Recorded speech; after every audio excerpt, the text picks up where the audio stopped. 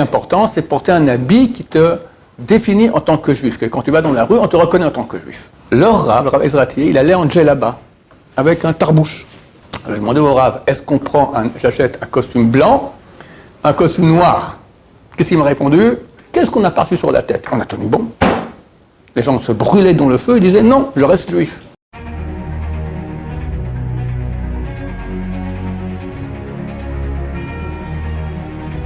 Ce jour dédié pour l'élévation de l'âme de Marlon Nespierre, Ben-Sophie, de mémoire bénie. La question de Rouven. J'aimerais savoir, pour la tenue vestimentaire, c'est forcément pantalon noir et chemise blanche. Pourquoi est-ce que le monde orthodoxe s'habille-t-il avec un costume plutôt foncé, on va dire pas noir forcément, et chemise blanche, et chapeau, borsalino? Ok. Il faut savoir que 3 fois il est écrit dans la Torah, une fois de la Torah, qu'on n'a pas le droit d'adopter les coutumes des non-juifs. Ça concerne non seulement les coutumes idolâtres, mais même, comme écrit Maïmonide, dans le chapitre 11 des lois de Avodah Zarah, d'idolâtrie, on doit se coiffer, se couper les cheveux différemment d'eux. On doit s'habiller différemment d'eux. Donc, quelqu'un qui se fait une coiffure punk, par exemple, c'est interdit de la Torah. Quelqu'un qui va porter maintenant des jeans troués, c'est interdit de la Torah. Parce que ce n'est pas une coutume juive, c'est une coutume goy. D'accord? Et la Torah nous ordonne de nous habiller comme un juif. Et comme le Rambam, le juif doit être reconnaissable. Parce que tu vas dans la rue, tu vois quelqu'un, tu sais, il n'est pas mormon, il n'est pas chrétien, il n'est pas arabe, il n'est pas hindou, il est juif. D'accord? Pas parce qu'il a une barbe et un gros nez. D'accord? Il y en a qui n'ont pas de barbe et pas de gros nez. Mais il est habillé en tant que juif.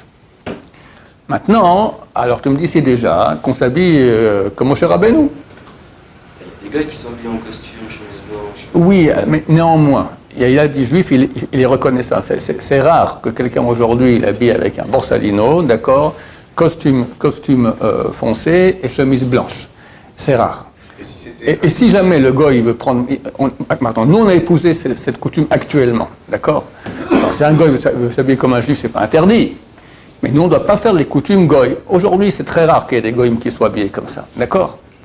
Alors pourquoi est-ce qu'on s'habille avec ça? Qu'on s'habille avec des habits, je sais pas, des habits plus sympas. D'accord? On va se mettre, je sais pas moi, une djellaba en légère, avec des feuilles de cannabis, comme ça, pour montrer qu'on est ouvert, pas qu'on va fumer. D'accord? C'est shadow. D'accord? Enfin, des trucs sympas. Pourquoi tellement rigoureux, etc.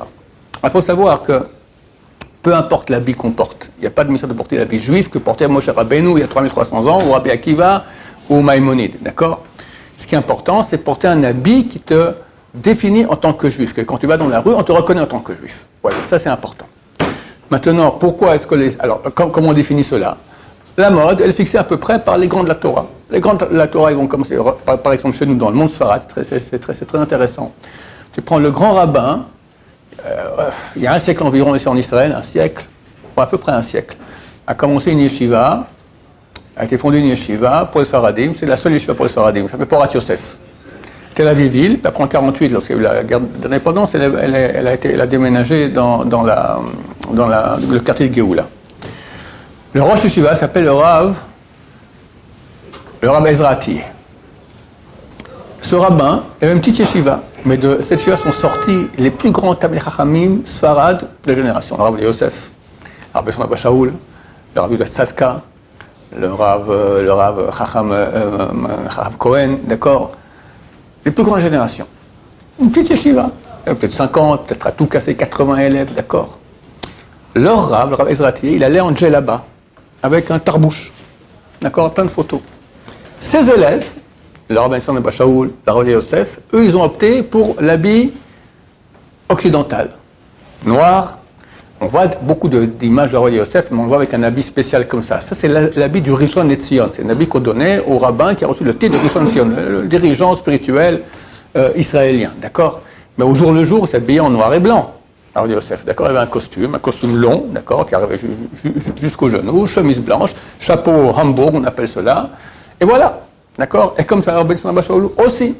Donc eux, ils ont opté, tac, de tout à coup se dire, bon, pas quand on veut être des juifs occidentaux, Sfarad, mais occidentaux. Elle est en djellaba, on veut se démarquer du monde oriental, d'accord? Et dès lors, tout le monde sfarade aussi. Aujourd'hui, un rabbin qui vend djellaba à sfarade, on se méfie, tout de suite. Tout de suite, d'accord? Il y avait encore des grands comme Baba Saleh, etc. Et je crois que même, non, son fils aussi, Baba Meir, il allait comme ça. Mais tu prends maintenant le fils de Baba Meir, Rabbi David Abouhatsera, d'accord? Qui est sfarade et qui est marocain et qui fait des miracles, mais il est habillé. On aurait bien, moi, une fois, j'ai envoyé une question à Rabbi David. Ma chère revient, Bezrat Hashem, j'espère avant la fin du mois, Bezrat Hashem. Maintenant, c'est bien d'acheter un costume pour le Mashiach, en l'honneur. Moi, j'ai mon costume qui m'attend. D'ailleurs, je me suis dit l'autre jour, il faut que je vois si j'ai pas grossi un peu, parce que ça fait 5 ans qu'il est sur le cintre comme ça, posé, d'accord, vérifier que tout va bien. Et quand il vient, on fait chéria sur le costume et pour le grand événement, d'accord. Je demandais au Rav, est-ce qu'on j'achète un costume blanc, un costume noir? Qu'est-ce qu'il m'a répondu? Un costume noir. Même pour Mashiach. Si après Mashiach décide qu'on va se mettre tous en blanc, première chose quand Mashiach il vient, j'espère qu'il va nous dire on brûle les cravates, d'accord? Qu'est-ce que c'est que ce truc-là? Tu peux me dire, on est obligé d'être moi quand je reste ici, la première chose que je fais, une fois que je respire un peu, pourquoi je dois étrangler avec un morceau de tissu qui sert à rien? Franchement, à quoi ça sert? Mais laissez-nous tranquilles, d'accord? C'est un truc goy. Mais les grands Torah ont pris sur eux, voilà. Le Rabbi sur lui-même, il a dit, c'est idiot, mais il faut. D'accord? Il faut, ok. J'espère que Mashiach nous fera cadeau de plus de cravate, d'accord? Terminé. En tout cas, pour vous dire que ce sont les grands de la Torah qui vont fixer la mode des juifs orthodoxes et non s'habiller en fonction. Et la mode est là à peu près comme les goy s'habillaient il y a un siècle. Peut-être que dans 20 siècles, on s'habillera avec les goy iront tout nus, comme ils vont commencer déjà presque à aller, et nous on ira avec des jeans troués, je ne sais pas. D'accord? Ce sont les grandes générations qui décideront quelle est la mode que nous devons avoir. Mais ce n'est pas une mode qui provient de l'habit authentique qu'il y avait chez les juifs un temps. Ça n'existe pas. On va d'après, l'essentiel c'est différent des goyim. Pourquoi est-ce qu'on va avec des habits qui sont plutôt foncés et pas trop clairs? C'est parce qu'on est en exil. C'est écrit dans les Shir HaShirim, Al Tirun Shani Shrachor, ne me voyez pas que je suis noir, parce que c'est le soleil qui m'a bronzé. Ça veut dire on est en exil, alors en fait on est blanc, d'accord, mais on s'habille avec des habits noirs parce que l'exil est difficile, le peuple d'Israël souffre énormément, etc. Alors c'est pas le moment de se mettre comme ça. Il y a beaucoup de lois que les sages d'Israël ont décrétées pour rappeler au peuple juif qu'on est en exil. Chacun doit avoir chez lui une amas, ça fait 48 cm sur 48 cm où il n'y a pas de couleur, il n'y a pas de peinture, d'accord, c'est le mur même. Faut faire tikkun chatzot. Non, on n'a même pas le droit d'écouter de la musique. C'est dans les mariages et les bar mitzvahs, des choses comme ça, d'accord. Quelqu'un qui peut arriver au niveau, donc c'est obligatoire. On n'a pas le droit d'écouter de la musique, jamais. Si c'est dans les mariages et des choses comme ça. Ah, pourquoi tout le monde écoute de la musique? Musique goy, j'en parle même pas, d'accord, mais même musique juive, des fois c'est aussi du heavy metal rock du heavy metal hard rock en juif. Shema Israël, bon, ça, admettons, d'accord. Pourquoi est-ce que les gens écoutent cela? Parce que les poskim, les décisionnaires disent, parce que les gens ont les nerfs fragiles. Et si ils les empêchent d'être en musique, alors ils vont rentrer en déprime. La déprime, c'est très grave. Quelqu'un qui a un vrai déprime, même à Tisha B'Av, pendant 3 semaines on n'écoute pas de la musique, même le 9 Av, il peut écouter de la musique, parce qu'il n'y a rien de pire que la déprime. La tristesse, c'est très très mauvais, très très mauvais. Donc on autorise. Celui qui sait qu'il n'a pas comme ils disent, des nerfs fragiles, il arrête d'écouter de la musique. Donc il y a beaucoup de choses qui ont été instituées, en passant aussi une chose que beaucoup de gens ne savent pas. Quand quelqu'un n'a pas été plus de 30 jours au kotel, et il va au kotel, il doit déchirer sa chemise. Et c'est pas une khumra, c'est pas une mesure de piété, c'est obligatoire. Et s'il me dit, ma pauvre chemise, alors tu sais ce que tu fais, tu prends ta belle chemise que tu portes, après tu mets dessus une vieille que tu allais jeter de toute façon, tu la mets dessus, tu arrives là-bas, il faut dire, il y a une phrase qu'il faut dire, c'est pas obligatoire, c'est bien, et tu déchires la chemise, d'accord? Après, si t'es gêné d'avoir déjà fait une chemise déchirée là-bas, d'abord, c'est pas le quoi de gêner, c'est au contraire, tu fais un kiddush Hashem, tu montres aux gens comment il faut faire. Si t'es gêné, tu la prends, tu la jettes à la poubelle, et t'es dessous ta belle chemise à toi. Comme ça va, d'accord? Donc, il y a beaucoup de choses que les sages d'Israël ont instituées pour se souvenir qu'on est en exil et demander à Dieu qu'on veut cesser cet exil, qu'on veut que Mashiach vienne. Parmi ces choses, il y a aussi le fait qu'on porte des habits plutôt foncés. Parce que l'exil, il est dur, d'accord? Le foncier, ça rappelle les choses mauvaises, voilà, qu'on sache qu'on a une situation qui n'est pas bonne. Maintenant... Ah, mais ici, on n'est pas en exil, on est chez nous, quoi. On n'est pas en exil? nous en tout cas. Ah, quel exil on est, mon cher ami, mais dans quel exil? Hachem Ishmor. Hachem Ishmor. L'exil, pour vous, c'est quoi? L'exil, ça veut dire... Maintenant? Ça veut dire, oui, on est encore en exil. Alors, il y a un début de retour en terre d'Israël, Baruch Hashem, et c'est très très bien et c'est fantastique. Il y a beaucoup de tchouva aussi. Bon, on est très très loin de ce qu'on veut. On est dirigé par un État anti-religieux qui se bat contre la religion. Un temps, il y avait encore, dernièrement, ils ont mis dans les papiers à remplir officiels, tu avais papa, maman, c'est fini. T'as les tuteurs, d'accord, papa et papa, maman et maman, d'accord. On enseigne, dans la majorité des écoles israéliennes, on enseigne que la Torah, c'est des bêtises. Le Rav Shach, le 1er septembre, il jeûnait, parce qu'il y avait au moins 200, 300, 400 000 petits enfants israéliens qui allaient à l'école pour apprendre que la Torah, c'est des bêtises. D'accord. Tel Aviv est appelée la ville homosexuelle la plus sympa au monde, d'accord. C'est pas nous.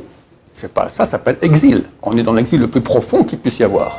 Un temps, c'était les goïms qui nous ont du mal. Maintenant, c'est les juifs eux-mêmes. D'accord. Tu as des juifs qui se battent contre la Torah, mais de toute leur force, de toute leur force. Et ils sont bien pires que les goïms. Jamais les goïms ont réussi à faire qu'il y ait autant de juifs non pratiquants. Qu'est-ce qu'ils n'ont pas essayé de faire contre nous, les goïms? Qu'est-ce qu'on a pas reçu sur la tête? On a tenu bon. Les gens se brûlaient dans le feu et disaient non, je reste juif. Ils sont venus une bande de Erevra, on l'appelle, il y a 150 ans. Ils ont commencé à faire un mouvement qui s'appelle le mouvement de l'émancipation.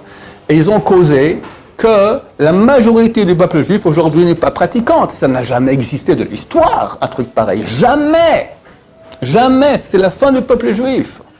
Et Baruch Hashem Dieu a pitié de nous. Bon, on a payé beaucoup pour avoir cette pitié, d'accord, à la Shoah, etc. Mais il a fait comme aujourd'hui, il y a des millions de juifs qui reviennent. Il y a un grand chanteur israélien, j'ai oublié son nom, ma femme m'a dit. Il a fait un concert, 7000 personnes à Reading, d'accord, Tel Aviv, au nord de Tel Aviv, là-bas. Ils sont sortis à minuit, ils ont fait slichot. Tous les non-religieux, les piercings, les tatouages, machin, tout le monde fait slichot. C'est fantastique. Vous étiez au Kotel. C'est des orthodoxes qui avaient là-bas. 2 pelés, 3 tendus d'orthodoxes. 10 000, 15 000, 20 000, des gens non religieux qui font les slichot, qui reviennent vers Dieu. Extraordinaire. Mais, il faut comprendre que néanmoins, c'est un miracle. Et que normalement, si tout avait continué, Ben Gurion, il a dit, dans 20 ans, il n'y aura plus aucun juif religieux en Israël. Quand il a créé à la création de l'État. D'accord. C'était le but de cet État, de faire un État laïque et pas religieux. Et on est encore dans cet État laïque, il faut comprendre. Donc, bien sûr qu'on est en exil. Et comment qu'on est en exil? Mais c'est très, très bientôt fini, Baruch Hashem, grâce à la tchouva du peuple d'Israël, qui est grâce à Dieu. Il ne faut pas croire qu'on a fait grand-chose. Voilà, je t'ai répondu. Question là-dessus sur les habits? Baruch Adonai, l'olam, amen va amen.